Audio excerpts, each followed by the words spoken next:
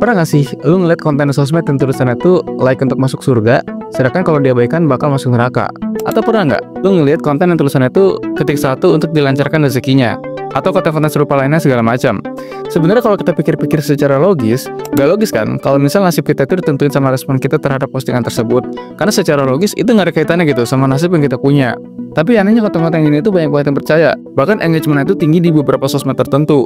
Mungkin konten-konten kayak gini udah lama banget ya, karena memang dari dulu pun udah banyak gitu kreator-kreator yang ngemis engagement dengan muncul harapan yang gak logis. Tapi nih ya, kalau kita lihat keadaan sosmed di zaman sekarang, itu masih banyak loh konten-konten pembodohan yang sebenarnya tuh gak ada kaitannya gitu dengan nasib atau kehidupan seseorang. Misalnya baru-baru ini deh, konten tentang garam ruqyah yang dipercaya bisa memperlancar rezeki atau menyelesaikan masalah segala macam. Sebenarnya kalau kita pikir-pikir, apa hubungannya gitu mandi air garam ruqyah sama penyelesaian masalah? Karena masalah itu selesai ya ketika kita cari solusinya, bukan bergantung sama benda-benda tertentu sebagai pelarian.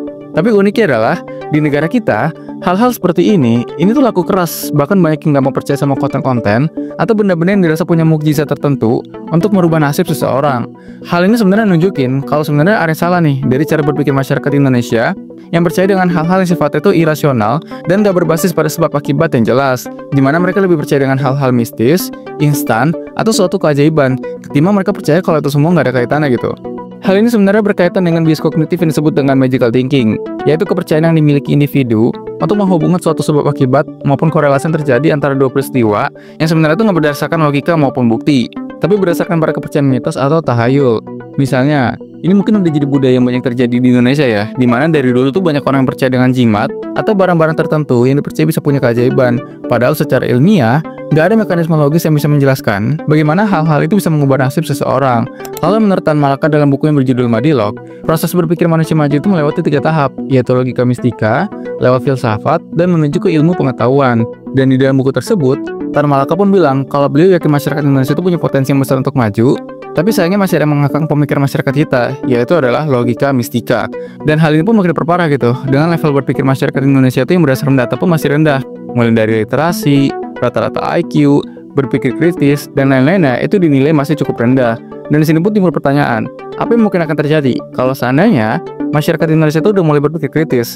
Nah, makanya di video kali ini gue mau bahas apa hal yang mungkin akan terjadi kalau misal masyarakat Indonesia itu berpikir kritis, dan apa aja sih kelebihan yang mungkin bisa kita dapetin kalau semuanya terjadi. So, simak sampai habis.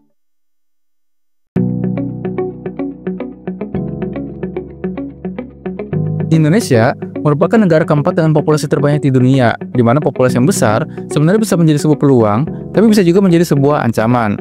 Nah, sayangnya, hal ini tuh bisa terhambat karena satu hal, yaitu adalah pola pikir banyak masyarakat yang kurang kritis. Padahal, kalau masyarakat mulai berpikir kritis, mungkin beberapa hal ini akan terjadi. Pertama, bisnis mistis kayak perdukunan itu nggak akan laku. Mungkin kita semua sepakat ya, kalau negara kita tuh masih banyak yang percaya dengan hal-hal mistis dan mengaitkan fenomena-fenomena tertentu dengan alasan irasional yang sebenarnya itu bisa dijelaskan secara ilmiah. Misalnya nih, ketika ada orang yang buka usaha tapi sepi pelanggan, orang yang percaya dengan hal mistis mungkin akan mengaitkannya dengan fenomena mistis dan mencari solusi dengan hal-hal mistis juga. Nah, disinilah peran dukun-dukun, orang sakti, atau apapun itu namanya, mereka beraksi untuk mencari keuntungan dengan alibi ilmu gaib yang mereka yakini itu bisa memperlancar usaha orang.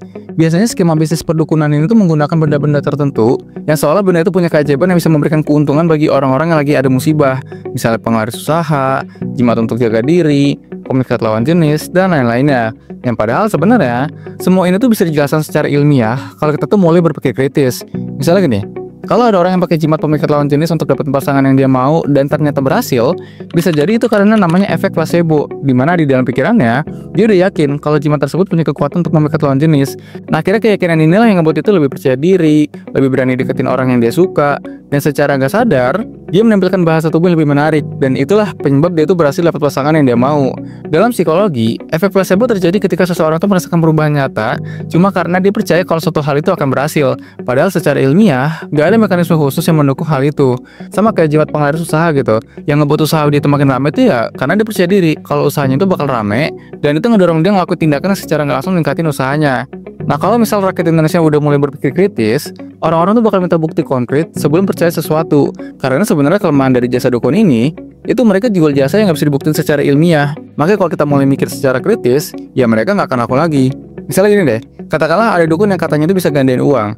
Kalau masyarakat mulai kritis, masyarakat itu bakal punya pertanyaan yang logis. Misal, Kalau emang dia bisa gandain uang, kenapa dia nggak kaya ya kan?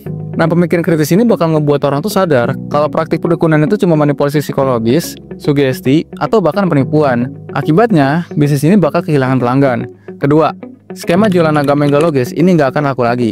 Kalau kita lihat permasalahan sosial di negara kita, salah satu yang cukup kontroversial itu adalah masalah fanatisme masyarakat terhadap kepercayaan atau agama yang mereka anut. Di mana masih banyak masyarakat di negara kita itu mau dimanfaatin dengan embel-embel keagamaan untuk keuntungan pribadi para oknum pemuka agama yang cari keuntungan. Hal ini bisa terjadi karena agama itu punya nilai emosional bagi masyarakat. Jadi kalau dikemas dengan cara meyakinkan, orang tuh bakal percaya tanpa perlu bukti. Dan hal-hal berkaitan dengan agama itu sebenarnya kontroversial karena walaupun banyak orang yang gak setuju dengan skema jualan agama, nyatanya masih banyak gitu yang setuju dengan skema ini. Tapi yang jadi masalah di sini adalah fenomena-fenomena yang dikaitkan dengan agama karena justru ngebuat orang itu ngelakuin tindakan sebenarnya gak logis untuk dilakuin. Misalnya belakangan ini lagi rame. Lu lihat gak? Orang yang rame-rame itu datang ke salah satu gua di Tasikmalaya yang dipercaya bisa langsung tembus ke Mekah. Nah, orang-orang yang percaya, mereka tuh berbondong-bondong datang ke gua tersebut dengan tujuan keagamaan. Padahal sebenarnya apa yang mereka lakuin itu nggak logis, dan secara faktual pun ya gua itu nggak ada kaitan sama kota Mekah. Nah, uniknya adalah destinasi ke gua ini tuh nggak gratis, tapi bayar untuk tiket masuknya. Jadi orang-orang ini tuh banyak yang berkunjung bukan karena mau melihat atau berwisata, tapi untuk tujuan keagamaan. Dan skema begitu tuh banyak tekniknya. Ada yang jual air doa, garam ruqyah, rambut nabi, dan teknik-teknik lainnya. Hal ini tuh bisa terjadi karena adanya orang-orang yang berusaha jadi maklar keberkahan antara Tuhan dengan hambanya. Jadi harusnya kita tuh langsung memohon kepada Tuhan. Ini soalnya kita harus lewatin orang-orang suci tersebut untuk bisa komunikasi sama Tuhan.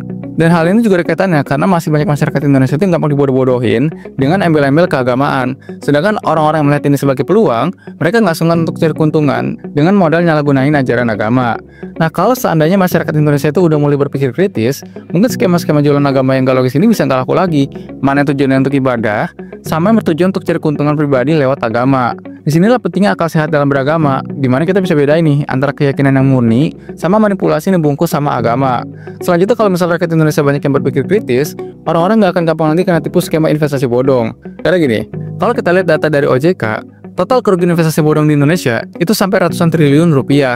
Bahkan sepanjang tahun 2022 aja, total kerugian investasi bodong di Indonesia itu sampai 112,2 triliun rupiah. Nah, biasanya orang yang gampang kena jebak skema investasi bodong itu karena orang tersebut gak paham dengan literasi finansial dan juga mereka gak berpikir kritis sebelum mengambil keputusan finansial. Karena biasanya di tahap seseorang itu punya uang lebih, nanti ada aja gitu tawaran-tawaran investasi yang kedengaran itu cukup menggiurkan gitu. Nah, tapi kadang orang-orang ini tuh gak sadar kalau investasi yang tawaran returnnya besar, risikonya juga besar. Lagi pula kan gak ada jaminan apapun gitu untuk kita tuh dapat keuntungan yang besar.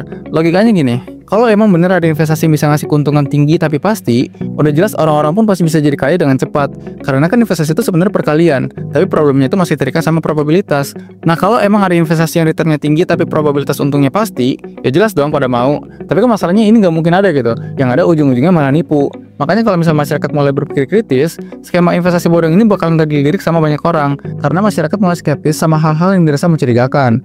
Terakhir, kemungkinan yang akan terjadi kalau seandainya masyarakat Indonesia mulai berpikir kritis adalah acara TV atau konten-konten di sosmed yang nggak bermutu, ini perlahan mulai nggak akan laku lagi. Karena sebenarnya ngebuat konten-konten tersebut banyak beredar, itu karena minat tontonan masyarakat yang masih suka sama konten begitu, akhirnya minat tontonan mereka itulah yang ngebuat konten-konten yang mereka tonton itu jadi makin naik. Karena cara kerja algoritma sosial media itu kan ketika seseorang nonton konten serupa dalam waktu cukup lama, maka algoritma akan menilai orang itu suka sama konten kayak gitu. Akhirnya konten-konten drama dan lain-lainnya itu bakal naik. Sedangkan kalau misalnya masyarakat Indonesia mulai berpikir kritis dengan konten-konten drama atau semacamnya, mereka mulai sadar kalau tontonan kayak gitu nggak ngasih manfaat untuk mereka.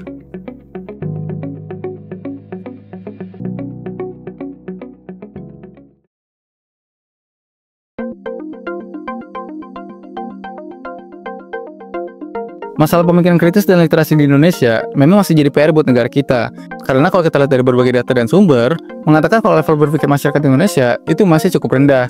Dan kelemahan ini pun kadang dijadikan peluang sama orang-orang yang ngelihat ini sebagai keuntungan. Karena memang orang-orang level berpikir yang masih rendah, itu sangat mudah dimanipulasi dan sangat mudah untuk dijadikan keuntungan. Gimana nih pendapat lo terhadap fenomena ini? Coba tulis di kolom komen. Well, sekian dari pembahasan kali ini, semoga bermanfaat dan sampai jumpa di segmen selanjutnya.